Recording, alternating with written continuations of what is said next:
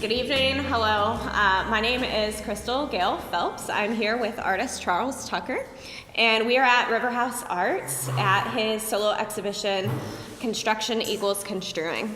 So welcome, Charles. Thank you. Thank you so much for taking the time to talk to us all about the work that you have on display here. Brief background, Charles is the sculpture head at BGSU, an Alabama native. And how long have you been in Toledo? Toledo, this will be third year in the Toledo area. Nice. Prior to that, I was in Cleveland for about 14 years. So That's great. been in for a while. Yeah, well, we're glad to have you here.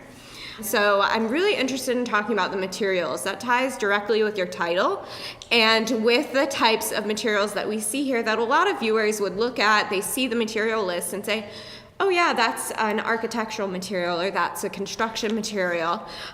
So can you talk to us a little bit about your material choices and the formal qualities of scale and color? When I talk about the materials with all of this work, I think a lot of my work is usually driven by what the idea is behind the work. So once I start with, in terms of a thought process, I'm usually looking for materials that will convey those ideas. So my whole interest in construction and assembly-based kind of working processes, particularly with regard to architecture and homes and other kinds of buildings from, say, pre-1950, 1960 at the latest. I was really fascinated by construction that really took us all the way back into what we refer to as wattle and daub, which is a kind of like precursor to lath and plaster walls and all that kind of stuff. So it was really sticks and mud. Mm-hmm. And that kind of construction has been with us in one form or another for thousands of years. It's practiced in all kinds of architecture. So my interest initially was directly in sort of examining houses and construction and then the materials that they used in those. And then from there, the aesthetic quality of those materials started to become very interesting to me as well. So all of those choices were driven, in terms of material choices, were driven by their relationship to that original idea. Yeah, so let's suss out a little bit around that idea of this fascination with home. And a lot of these works are very poetic. When you're looking at the surfaces, there are things that slowly become revealed to you, to a viewer, much like a painting. And while we're sort of sussing out this idea and concept of home and remembrance and ideology, I'd be interested to hear you frame that also with that relationship to painting and how these works start to reveal themselves within these concepts. So the idea of home really comes from an earlier version. So my background started out in the sciences. Mm-hmm. So this first idea came to me in a project that I called the Ecologies Project. And that's more in keeping with the works that are out in the hallway out there in that main foyer. And that's a grouping of those pieces. It's not all of them from the Ecologies Project.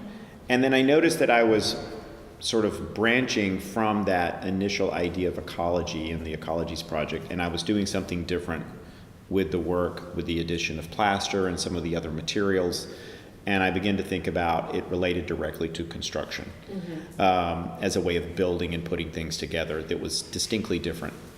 And so the ecologies really comes from the idea of ecology, the term ecology, which is derived from a German science person in the 1800s. It really stems from a Greek word, which actually meant household or house. And the idea of an aesthetic ecology, the ecology of aesthetics in terms of art, and how it drives everything we do in our world. All choices end up being aesthetic choices. And it affects everything we do. Ultimately, it even affects what forests we decide to keep, what forests we decide to cut down, how we look at the environment, the world, how we choose to put up something new, tear down something old, what we value, what we don't value.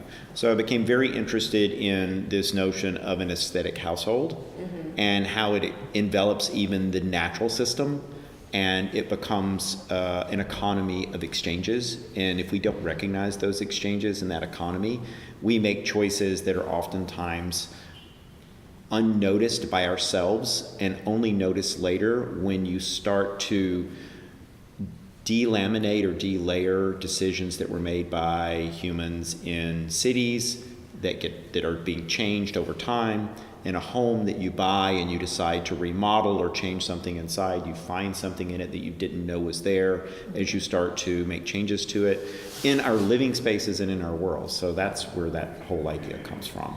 Yeah, that's interesting as it relates to that idea of a painting sort of revealing itself over time. A lot of these works, the more time I found myself spending with them, the more nuances that I saw in the surfaces and in the handling of the materials. So what's that process of decision making like for you when, because a lot of these at first glance, they seem very perfect and pristine. They're not. Right, the closer you get to them, but from a construction standpoint, I think we can all agree, like, you look at these and you're like, wow, that's like really beautifully made, well crafted, well handled, but then you start to see like these edges or parts that are being revealed and concealed. I'm really interested in how you think about that and what that process is like. I got, I don't know when it was exactly, maybe 15 years ago, I became really interested in Russian constructivism as a movement and the artwork that was coming out of that movement. And I also, at a slightly later point, sort of through constructivism and researching it, learned about Russian productivism, which was the sort of, there's the art side, the Russian constructivism, and then there's the industry art side, productivism. And I found that it was this really interesting mix of aesthetic ideas, materials, and working. And one of the things that the constructivists talked about was this idea of materiality in relationship to space. Yeah. And whether you're talking about painting and its spatial qualities, or the theater and the way that it creates a surface that we see like a painting, we read like a painting, we read depth, but we don't necessarily read a 360-degree object. It's an experience that we are immersed in. Paintings work the same way. And I've always been fascinated about paintings and sculpture. I was originally totally excited by a lot of the painters in the 70s and 80s that were creating these more three-dimensional constructions in painting. People like George Siegel and I'm trying to remember right now right off the top of my head. I know it'll come to me in a minute, but Stella's work is another person that I would have looked at that time, at another time. But I begin to think about these too because, again, I go back to the idea of physical buildings and architecture, and I'm left with a wall. If I tear down to the wall, I have these frames. If I take away the walls, I have a foundation, I have a floor, I have a roof. Everything's about planar construction. Everything's about a surface. And we can tear our way into the surface, but we always are taking away a layer at a time. So I became very interested in that idea of something being hidden, something being revealed, something being almost like a palimpsest in a way. So there's that layered material from something that's laid down and added to and laid down and added to again. So that's what a lot of these works are all about. And then there's something that happens almost by accident in the real world where these various aesthetic forms occur, sometimes by accidents with contractors and carpenters and masons and these other people that are just working and they're building. And they're not necessarily thinking about it that way, but there was something very beautiful in the way those materials had interacted to their hands 10 years ago or 100 years ago or 200. And I found that fascinating and began to sort of explore it. Right, so peeling away a little bit beyond this idea of pure construction, there is a space that these works create that is much more poetic, beyond just what the form is.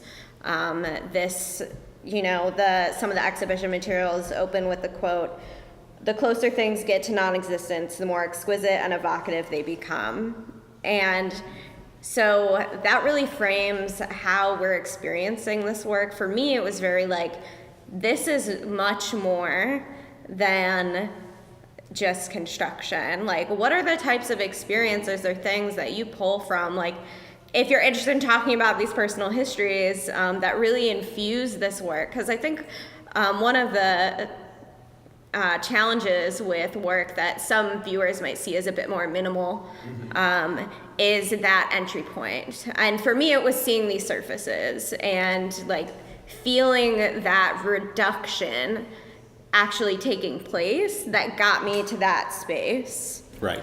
The work does require, I guess, hover time. Yeah.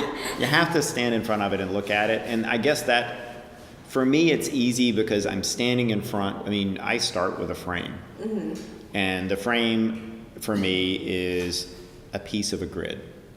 And so I'm immediately demarcating a space that I'm going to operate in. So I'm no longer looking at the table anymore. I'm looking at the space on the table. And within that space, I now have a field of operation. I have a place that I can work. I can't extend beyond it. Suddenly I have a rule. I have a boundary, and I've made one for myself, and it's kind of nice.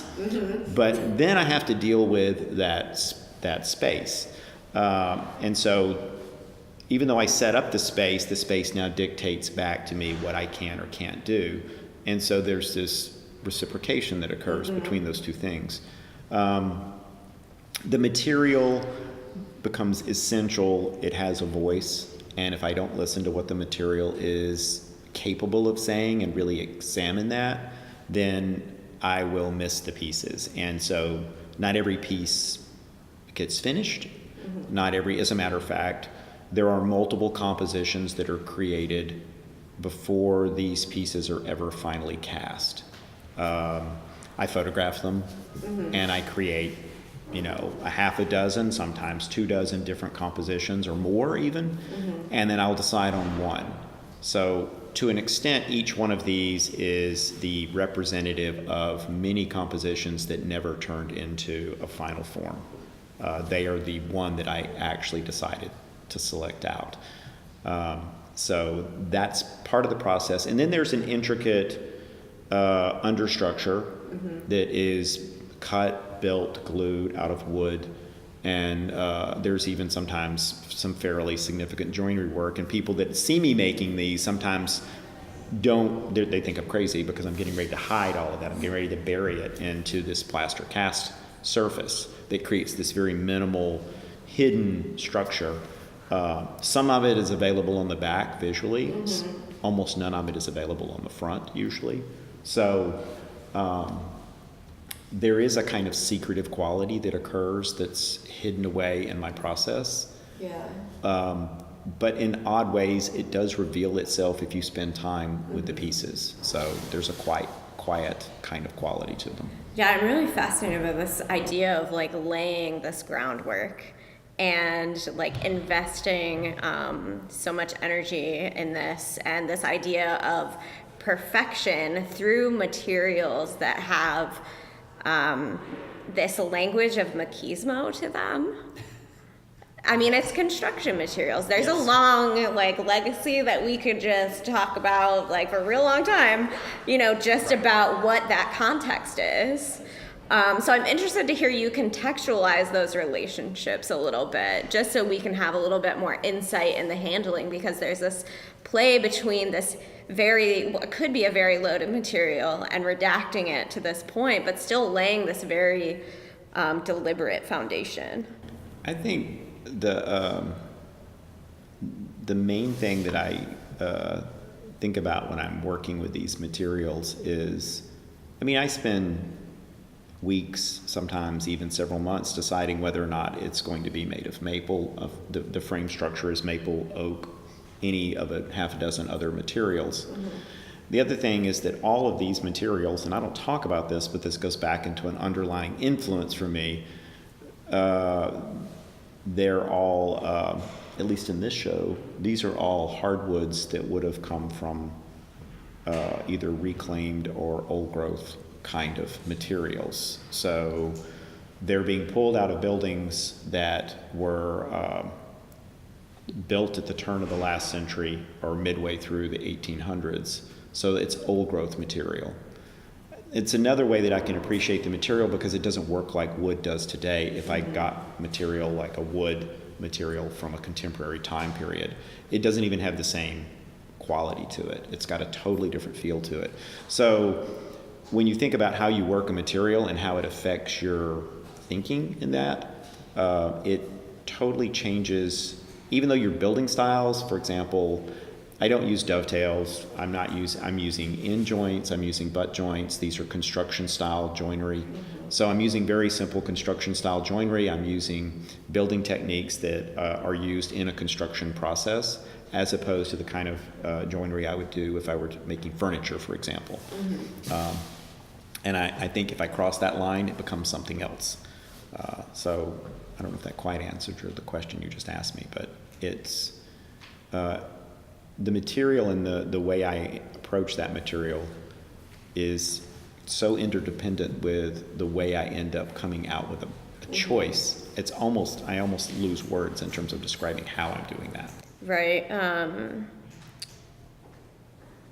So the construction process and this identification as sculptor, the way you handle materials, how does that manifest for you into these wall-based works? Well, I think maybe here's where I take a happy dodge. I have there are all these other people that have come before us, and so you've got somebody like, and I'm not doing this, so you've got Judd, who came along and decided to remove sculpture from the floor and off the pedestal specifically, and attacked the walls. Now, he was using these objects that end up on the wall to reorganize our space, how we respond to the aesthetic structure from the walls and how it affects our spatial reality. I just took advantage of the fact that we're doing that. I have a long history of intersecting between sculpture and painting, and I'm really and drawing, and I'm really interested in how these three disciplines interact with one another in terms of their ideas of space. And so when you talk about sculpture, these are physically sculpted objects.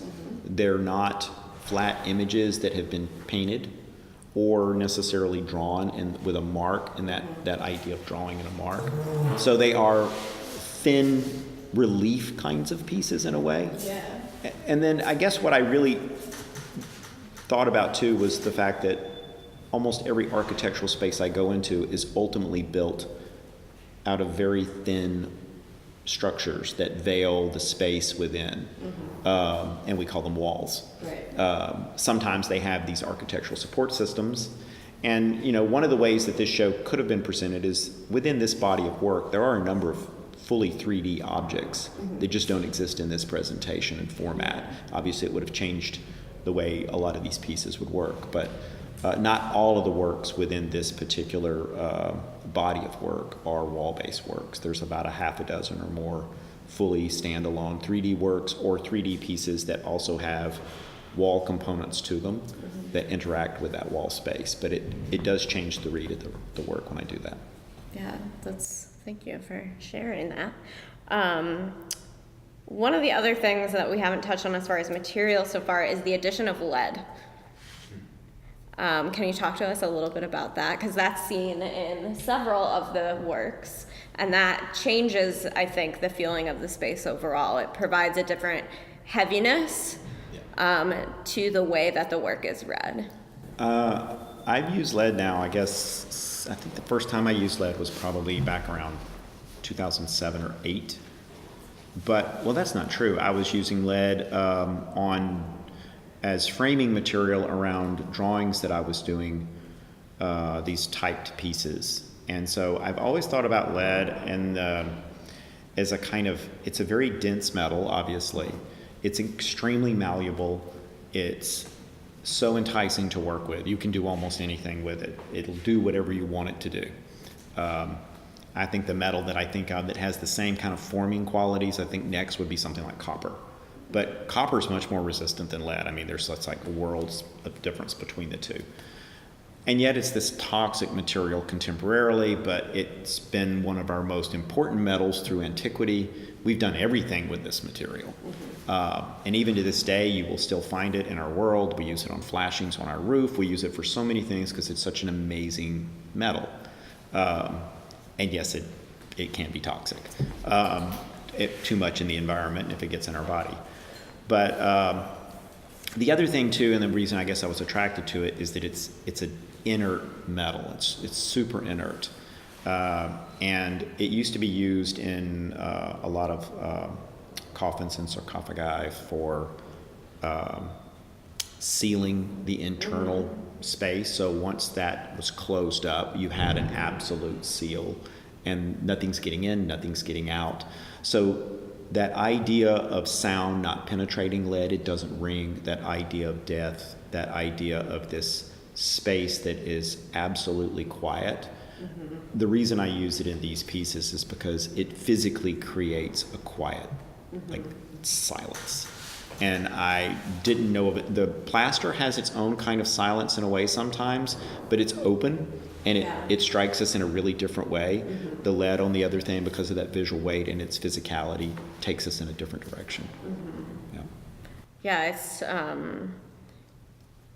hearing this idea of like creating that quietness, it definitely puts the viewer into this space of like remembrance, and this space of contemplation. But it also, there are these edges of discovery that happen, where the materials meet, or the edges of the material. Can you talk a little bit about that and this idea of longing and desire? Would you say that's an accurate read of the work? Is that something, is there something else at play there? No, I'm fascinated. To me, I remember having a conversation, I forget when it was. It was, I also spent, and I still am, one of the things I do is I teach, and every now and then you get this opportunity, sometimes it seems a little bit like a curse, but to rethink how you do things from an educational perspective and in a class or in the way you're doing things where you're working. And I was at that time I was at the Cleveland Institute of Art, and we were having a conversation about drawing. And there was the drawing program there was very small. And they were trying to define what they were. They weren't painting, they weren't photography, they were drawing, but what is drawing? And when you everybody knew what it was, but when you tried to write it down, it just sounded horrible. Yeah. So it was, and nobody wanted to say, well, we're this intermediate material that nobody really wants. They wanted to talk about drawing in this really vibrant way, and drawing was very hot in New York at that moment and in other places, so it was kind of coming into its own. And the thing that I remembered was this one person said, drawing and painting, there's our distinction. And they talked about painting as creating edges. So distinctions were made through edges, and drawing created a distinction through line, through a mark. And so one of the things that I think about in all of these is that relationship between an edge and a line. And I also think about that in terms of physical work with 3D work versus this idea, the model of 2D and the model of 3D, that distinction between line as a condition of demarcation and the physicality of form, and edge rather than line being that demarcation. So when I'm working with these pieces and I get these feels or I get these zones of material that come up against the plaster, I'm always fascinated by whether or not that plaster is going to overlay that, or I'm going to try to control that with various masks before the plaster ever comes into play. And then how I will allow what I leave behind and what I try to control. Actually, that's where the real battle for me is between what I control and don't over control, and it's really easy to over control something to the point where you leave it's lifeless. And then allowing something to come in and have a say in it, so you have to give something back to the material. It has a consistency, it has a quality to it, and if you don't respect that and engage it, then it just becomes a material with not a lot of interest, I think, regardless of what your skill set is. So there's a bit of a dance. Yeah, and I think that's really what is being revealed through this, is like the modeled surfaces that we see, is that dance does happen. And I'm really curious about the titling that you choose to use with your work. It's very, because language gives us another layer in which we can enter. And, you're talking about the use of lead and the material and what that means for you and contextualizing that language. So now I'm really curious about the self-portrait image. Well, and the choice of lead, saying it provides a space of quietness and silence. that one is the harder one for me. I made that piece. It's kind of an odd, a lonely piece in its own way, it doesn't really fit with the rest of the work other than materially. Its size is completely different. It's out of sync with everything else. It's the first time I've even been able to show it. I made that piece about 1.5 years ago, maybe 2, but I've never been able to show it. I've never shown it. I've brought it to 2 other galleries and I've put it up and I'm like, no, it doesn't work in here. And I just put it back in the crate and it never sees the light of day. So that one, in terms of the idea of being this portrait, had a lot to do with its size, and looking at the piece, I was reminded of the lack of reflection and the desire for a reflection in that material. Lead doesn't give you that, and so there's the reflection, and the idea of portrait really becomes this mental game that you play, and the piece is completed in that space, that conceptual space. Yeah, that's beautiful. Thank you for sharing that. Because for me, walking into the space, that piece was extremely striking to me, because it did have this absorption quality to it. So, just hearing that really just gives that piece even more life for me. Because hearing you say, I waited and I didn't want, it wasn't right, it wasn't the right fit. But seeing it here, it provides balance, I think, for a lot of what I experience in this space. This is the first time I've been able to show it because of the balance. Yeah. Oddly enough.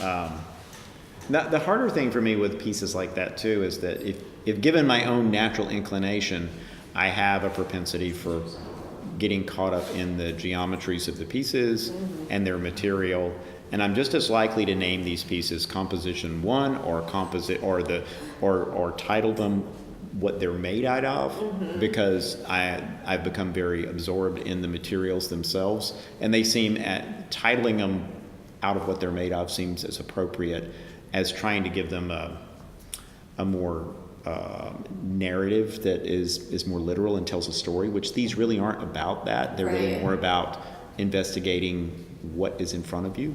So the titling part can get really tricky.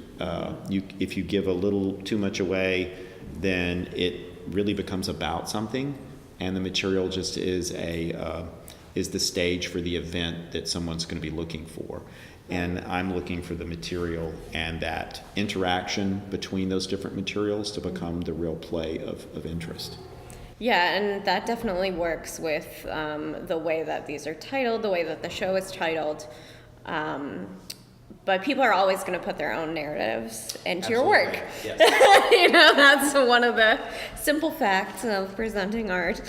But it's, this handling of this influence of constructivism is very present in the material choices. Are there any other than constructivism and some of the artists you've talked about before, are there any works that you're looking at contemporarily that are fueling your practice at the moment? There's a lot of work that I enjoy in terms of other artists' work, but and this is not a new artist, but Cy Twombly's work with both the line, the mark, and the layering I find quite fascinating. And just the the invisible qualities of that work. Other artists that I spent a lot of time admiring, that Duchamp has always been an artist that I spent a lot of time looking at and studying. And then I guess contemporarily, there have been pieces conceptually by Melchin that I really enjoy a lot. The interesting thing is, it's kind of hard sometimes. A lot of artists that get really sucked into the material, and then there are the artists who have statement kinds of pieces that are really highly narrative driven. And so I'm always looking for that space in between, and those are sometimes a little harder to find as easily.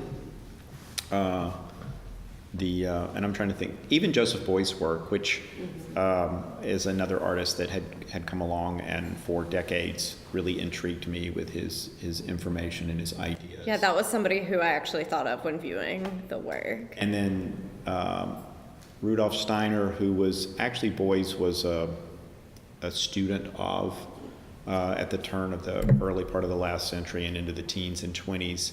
He was he has a tremendous amount of text that he wrote, and or that people wrote about him and his lectures that he would give.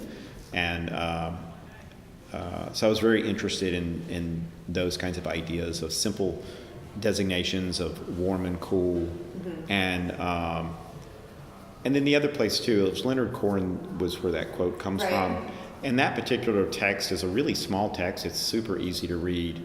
And it's basically a book on wabi-sabi, which the first thing he says in that book is you can't really write about wabi-sabi. It's not supposed to be written about. It's a Western construct, an idea to try to explain what can't be explained. Yeah. And in this Eastern space, they don't worry about trying to explain it because they know it's not something you talk about. It's something you just experience. So it's that distinction between this Western objective science idea of the world and then this Eastern idea where you've got these other kinds of experiential conditions that don't require that same kind of interrogation. And I'm fascinated about things sort of coming to their edge, because one of the things that happens is there's less opportunity to interrogate them and there's more opportunity to experience them. Yeah, and there's something about invisibility there. And that experience of aesthetic space, that, you know, there are things like, yeah, we could talk about materials all day, but there's something to be said about that experience, the proximity of the experience, the proximity of the edges. So when you talk, I'm going to take that back to earlier when you're talking about defining these edges for yourself, and then you're defining these edges for the viewer, but then it's contextualized within a larger space. Right.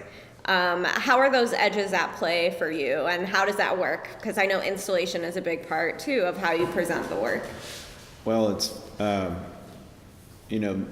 if you looked at my work, and I've been accused plenty of times of having this really eclectic practice, because there's got to be at least a 10-year period where almost all my work are immersive installations. They're not like this at all. Right. They've got video, they've got audio. That's why I bring up the installation with these more. So I shifted out of that kind of immersive experience because I became really interested in what an individuated, discrete object could offer, and offer me first. I mean, let's face it, the artist is working, and we're like, it's almost like sitting down at a microscope and looking at a window of information. But then at a certain point, you want to talk about that and bring that, what you see, out into a larger conversation. So that means that you can't keep it here. It suddenly has to be constructed, it has to be put together, and it has to be expanded. My primary framing purpose is to create these sort of tension-like pieces that read one off of the other. So I'm very interested in how the two pieces over there, which are these lath pieces, one is about the opening and the emptiness of this lathing structure, which is a wall-based material for building houses. It's a certain way of building things. and then bringing that back over to the two pieces that are over here and the conversations that they can have in different spots of the gallery. And that was a nice thing about laying this show out, was that the gallery isn't just one big open space. So by standing in certain positions, you can get different reads from two different pieces simultaneously, or you can turn the corner and you still hold the memory of one image, but you see it repeated again, but in a slightly different way. And so having those capacities to see the work and then see the work again almost as an afterthought or an after effect is something that was specific, again, to the space. So I think the first time I ever walked in the space, I was like, wow, I really want to see the space. I want to show in the space because it's got all of these qualities that fit the thinking within my work, and I want to see what that looks like. So that's part of how the work is set up. Yeah, so in thinking about that sort of relationship, that takes me back to, obviously we have this grouping of lead pieces that have lead in them, and these pieces that are primarily plaster and wood.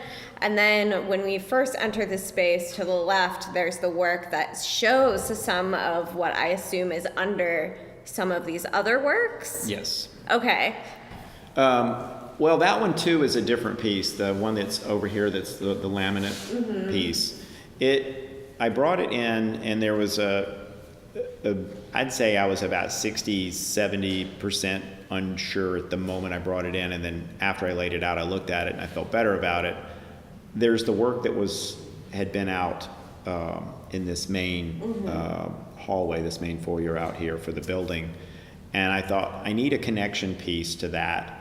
They're two different bodies, and this piece was a work that I had done at the same time I was making these, but it was a completely separate piece. And it stood in between these two bodies of work, and so I brought it in as a kind of connection point. And that's really where the idea for construing came in for me, is this term that speaks about arrangements and how critical arranging things can be in our everyday life, whether we realize it or not. We're constantly arranging our world. We arrange our house, we arrange the space that we work in, how we interact with people. We're constantly moving things around and arranging them in a very specific way. And they actually affect our mood, they affect how we interact with each other, every aspect of our life. And so at the most detailed level and at the largest level, city planning, everything, yeah. Yeah, it's, I think, really enlightening to hear you talk about like the way that all of these other pieces are constructed and having that piece present. I think that really adds another layer of thinking about what is underneath these, what is being revealed, and what is being hidden. Yeah. Are there any final points that you'd like to hit on before we wrap it up? I think we've kind of covered most of what is here. Probably the only thing that I could think of looking at the work in this moment and having it up like this is that I sometimes forget when I made these pieces. You make the pieces in a very messy space. Right? Compared to this. I mean, seeing these, I would not guess that your studio is messy at all. Well, I mean, it's an open space, it's a busy space. I do tend to be kind of a neat freak with my tools, yes, but I mean, compared to a space like this where everything is laid out, it is interesting to see them after they are have an opportunity to be separated from all the other visual information that they're built around and built within, and set aside, and then also the subtleties. A lot of times I'll notice the subtleties, but then I don't see them again until they're in this kind of environment where you can actually see, as you talked about, those edges, which can be really significant. And then I can I could even build the same piece twice and as close as possible to replicating the piece. It's all handmade work, so I can't make it identical. Right. But it can be pretty close. But the materials won't respond in the same way. I won't get the same piece. It will, and from the moment the piece is finished, they have a trajectory to them because of the materials that they're in. The plaster is a material that gains moisture and releases moisture depending on the environment. Yeah. So that material expands and contracts constantly. So the pieces are always changing just a little bit over time. Yeah, that's Wonderful. Well, thank you so much for sharing and taking the time with us.